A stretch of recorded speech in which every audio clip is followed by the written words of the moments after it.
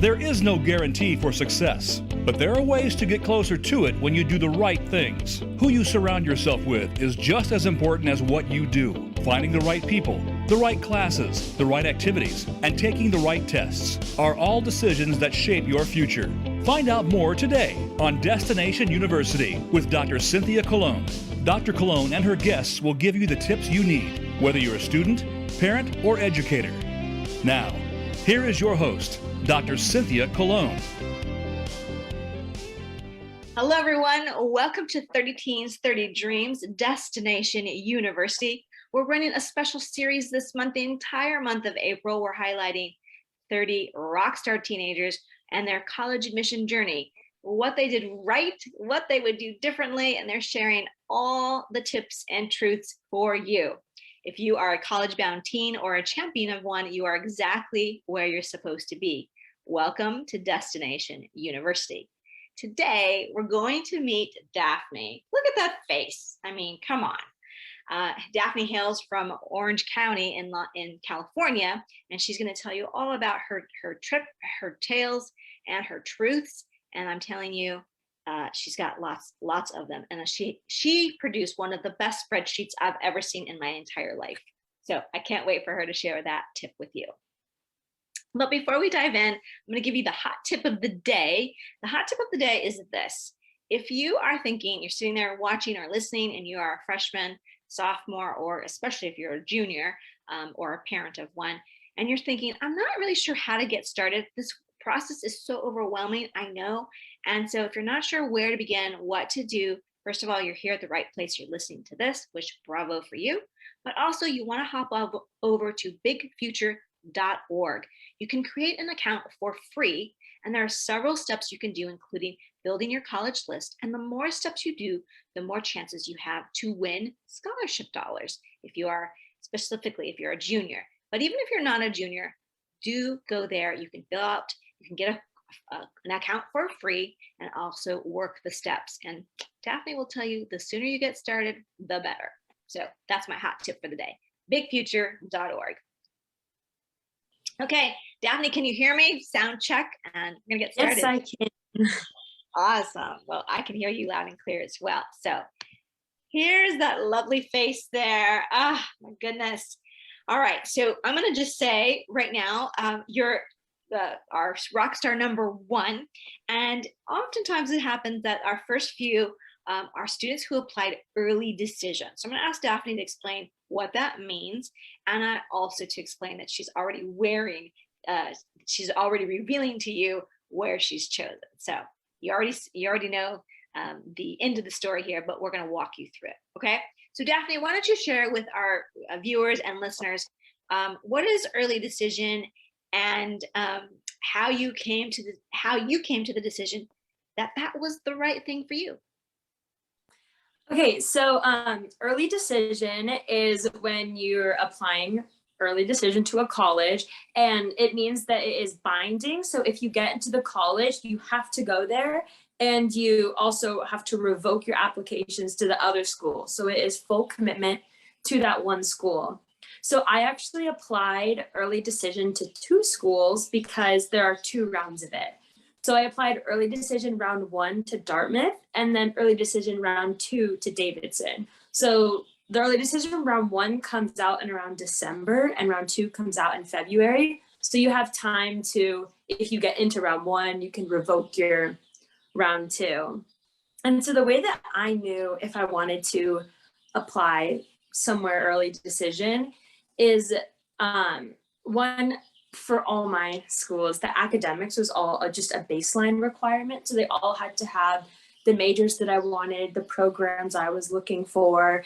And a big thing, because I'm going into the sciences, I had to make sure they had a good undergraduate research opportunity. So that was really big for me. But then what set aside my 2 early decision schools from the rest was a lot of it was actually about campus life, following the schools on Instagram and following the student-run accounts. I got to see a lot of how the student relationships are at those schools. And Dartmouth and Davidson was just like, they were like set apart from everything else because of how amazing the student life was. And so I applied to Dartmouth early decision room 1 because it's an Ivy League and, you have to shoot your shot.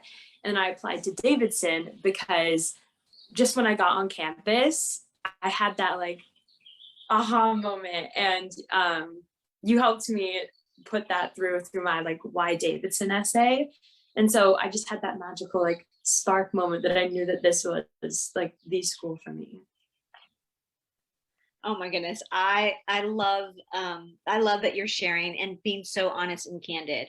So to be clear, obviously if Daphne were admitted to Dartmouth in round 1, she would not be eligible to apply for round 2. So just to be clear. So thank you so much. You're so brave to share, the real truth, because you know what? We all that's the real truth. I love it. Now, I want you to explain, and at the end, I want you to tell us what you loved about Davidson and talk about that essay that you wrote so vividly to make it clear to them. But let's talk about the spreadsheet. Can we talk about the spreadsheet for a second? Yeah. Because every single school on your list, and they weren't, so I always talk about the pretty, the perfect, and the prestigious. Every school on that list was not pretty, perfect, and prestigious, but it had I remember looking at your list going, I totally get it. These schools make sense. So explain to our listeners and viewers what it was that you took from your 2 top schools, Dartmouth and Davidson, and then you found a way to find those same elements at other schools. How did you do that? So it actually all started, I started touring colleges my freshman to sophomore summer. I started fairly early on because I went to, my mom went to Dartmouth, so I went to her reunion. And then from there, we just kind of took a little tour to hit like the Harvard, the Yale, Princeton, those big schools, and William and Mary. And I noticed that I was not a fan of those urban schools. And so it helped me narrow it down that I really liked the rural, green, ivy colored walls school. So that's how I initially was attracted to most of the schools on my list. But then I went through, and like I talked about before, the research opportunities were really big. So I went on this app, College Hunch, and I was able to put in, like, I know that I want a rural school. I know that I want it to be a 4-year university. I know that I want it to have study abroad programs. And so I was able to put in those specific requirements. And then I could also narrow it down based on like acceptance rates so that I could sort of show where my academics might lie. And so with that, I would pull a list. I had a list of about 20 schools that I found on College Hunch. And so then I know that not everyone could do this, especially now with COVID, but I was able to go and visit those schools and see if I have that on-site attraction to them. And that's how I narrowed it down to my like 8 schools that I then put on my spreadsheet. And you're absolutely right. All those schools were so similar in such niche ways that I didn't even realize connecting the dots until a couple months ago. Like they all had some form of water on campus, for some reason, an amphitheater. It was just really funny how similar these schools were. And I never even noticed until like submitting my applications that there were each like different versions of the same school, because I just found out what I liked and I just kept finding more and more schools like that. So tell them some of the schools that were on there so that if you are thinking about a Dartmouth type of school, just let them know what other schools should they be looking at that would be similar in that. Right. So there was Allegheny College, Bennington, William and Mary, and University of Richmond. Those were my 2 next choice schools. Amazing. It's really cool because William and Mary's in Colonial Williamsburg. Princeton is a lot like Dartmouth, if that's one that you want to go for. And then Franklin and Marshall, and Washington and Lee. Telling you, Daphne is dropping golden nuggets left, right, and center. This might be one of my favorite interviews. Because we did 31 interviews last year with different students, but you're really being real clear about how to go from point A to point B, to go through this process. Because there's so much to do.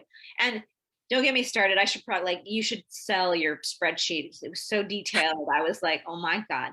She had due dates, the supplemental essay questions. There's so many moving parts to this process that you really have to stay organized. And Daphne actually, and I'm super organized about a lot of things, but she taught me a few things too.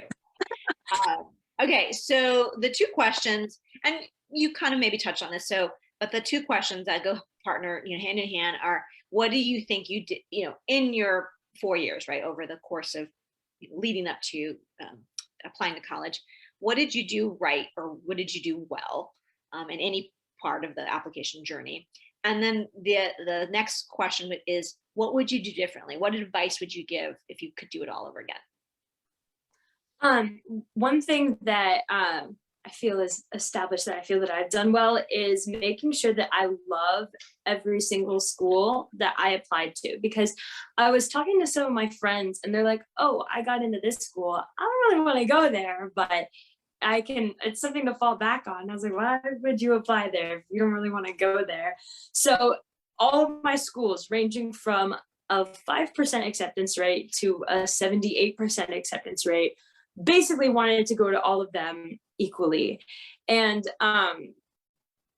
when I got into Davidson and I saw that I was accepted, I was like over the moon. But then a part of me was like, I really wanted to go to Richmond too. And so I was almost like a tiny bit bummed because then it was really sad having to revoke my applications to the other schools because I felt like I was breaking up with them. So that was something. I just loved all my schools. And I feel that my research that I put into all of them is really what allowed me to have a really good college application experience.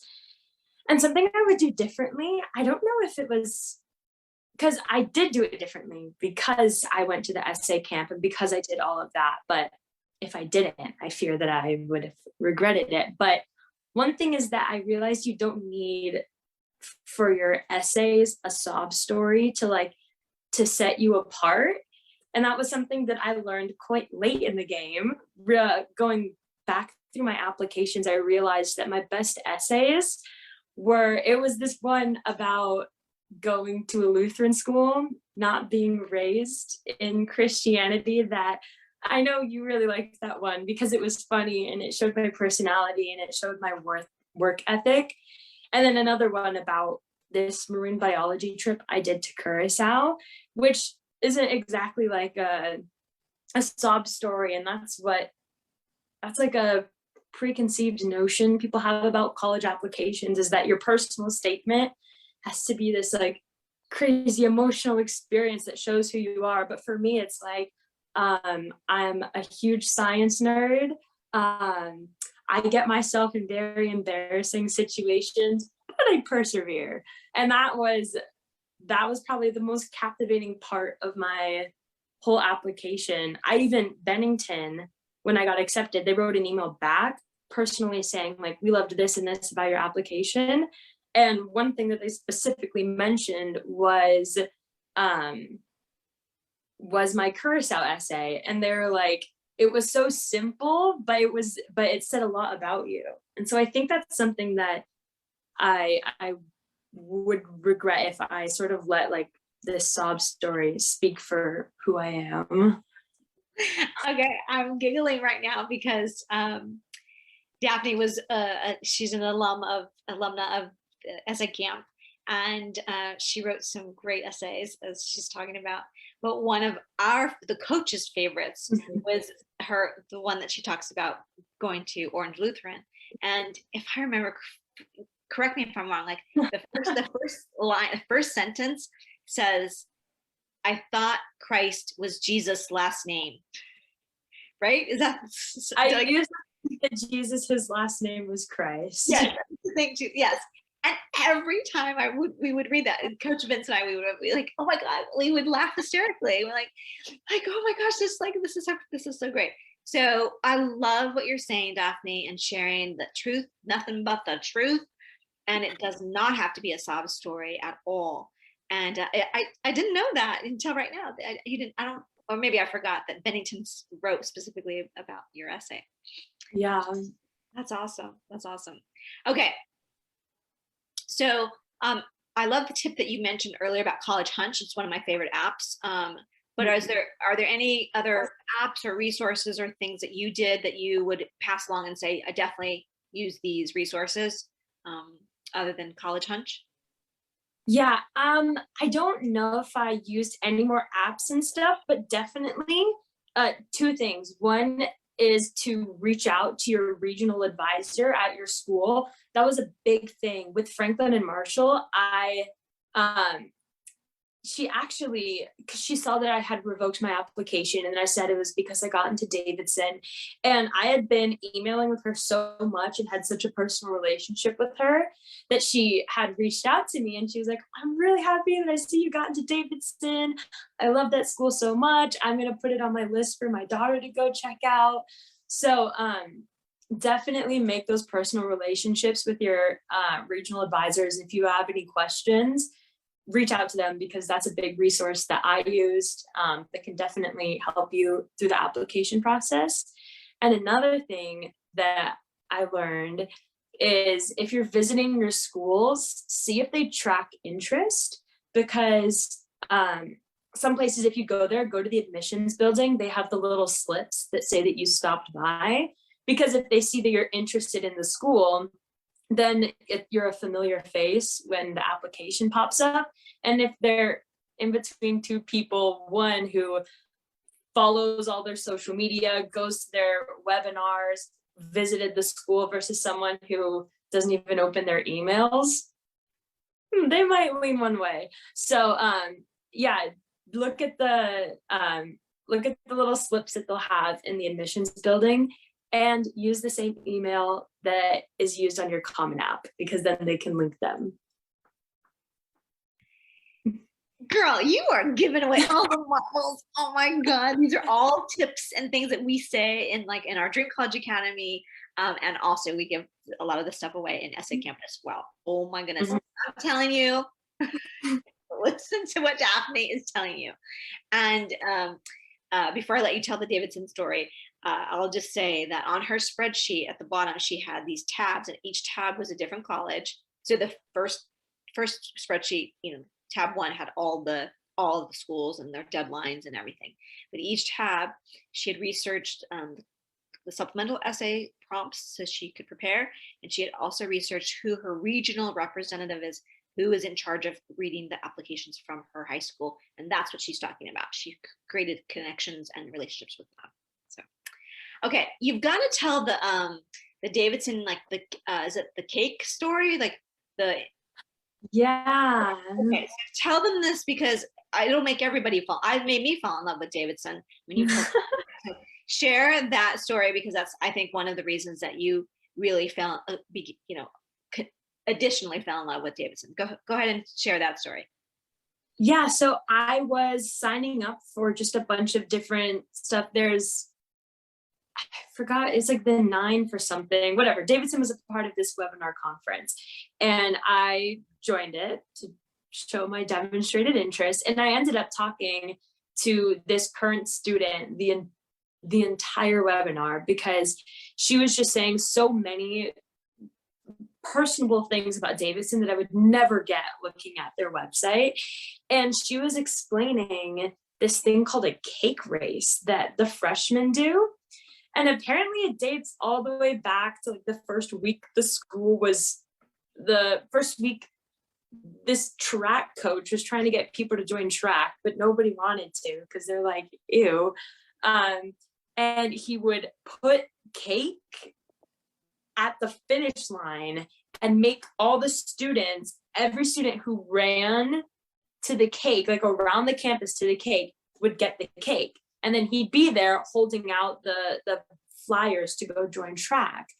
And so it became this tradition where all the freshmen will run around the entirety perimeter of the school campus. And then when they get to the finish line, they get a cake. And the town, so the college made the town. So then the people living in the town started making cakes for the race. And eventually, over all the course of this little tradition, she said that town members will put their emails and their phone numbers in it. And so they're basically adopting a Davidson student. So you get there and you pick whatever random cake that you choose. And then when you get back to your dorm, you and like all the people on your floor, they all share like all the cakes that everyone gets. And then when you get a phone number, you'll call it. And apparently people, the Davidson students will go to the family's house for dinners on Fridays. And she said that she still is in contact with her family throughout all those 4 years, just from that phone number that she found in her cake her freshman year. And that like she had Thanksgiving with them. And when she couldn't get home, she would go to their house. And I just thought that was really cool, because that was one thing that I did look for in my colleges, was making sure it had a great, you call it the town gown relationship. Yeah. And so that was something that just stood out to me, that I was like, yeah, this is the school for me. Okay. So I'm looking at the time, like this interview is going longer than I told Daphne. So it would be like 15 minutes. But I'm telling you, dropping so many bombs. Now, let me just say, for those of you who are watching, listening, when so Daphne and I were also, she was also semi-private, so I worked with her after camp as well for several hours to hone in on all of her supplemental essays. And when I read this, her first draft, I was like, oh my God, like, first of all, it shows that Daphne really did her research, because very few people would even know about this kind of tradition. And she also you also followed them on Instagram, followed some social media, etc. But also, Daphne, I remember feeling like this was again a common thread for all your schools that really had relationships. A lot of colleges talk about having relationships with what we call town gown relations, but don't really. And so it said so much. So we really worked on this essay to really hone it in, to really capture the essence of what she was trying to say. Like, I met this person and we had a chat around the webinar, but then I also went there, and these are things that I felt about Davidson that resonate with me. It's the kind of person I am. So again, it was a total thread throughout her application. It was really clear to them that she really did find, right? This is all about a marriage proposal. Like, she had found her soulmate, essentially. So anyway, I just loved it. Okay, so let's see for one last time. Let's see your sweatshirt. Let's see. Yeah. So Davidson, for those of you who don't know, Davidson is in North Carolina. Davidson is also one of my favorite liberal arts colleges because it's a Division I school. And not a lot of liberal arts colleges are D3 athletics. So those of you who know, I'm a sports fan, so I might have to go visit you, Daphne. We'll go see a game or something. Yeah. All right, awesome. Okay, so just hang tight. I'm gonna wrap up here and then we'll say wave goodbye. So I'm telling you, this is one for the books. I knew Daphne was the right person to kick us off on April 1st. So all right, let me just wrap this up here for now. All right, everyone, if you're watching, listening, whatever, I'm telling you, if this episode has fueled your confidence or helped build your dreams, please share this episode with 3 people in the next 30 minutes. And I'm telling you, you need to share it with everybody because she tells the truth and you want your team to follow her lead. Again, if you do nothing else today, I would say 2 things. 1, go to bigfuture.org and get your account created. And number 2, join us on Facebook. That's where our parents are. That's where we give extra hot tips. It's also called Destination University, YOU, because the destination is not university. The destination is you. And also, as Daphne mentioned, she did join us in Essay Camp. And so Essay Camp opens April 11th. Registration opens April 11th, but you can hop on over to my website, drcynthiacolon.com essay camp to learn more and get ready to sign up. All right, that's all I have for you, my friends. Let's just say goodbye one last time, Daphne. Wave. Congratulations, Daphne. I'm so proud of you. It was such an honor to work with you. And that spreadsheet, I'm going to keep that forever. All right. Bye for now, everyone.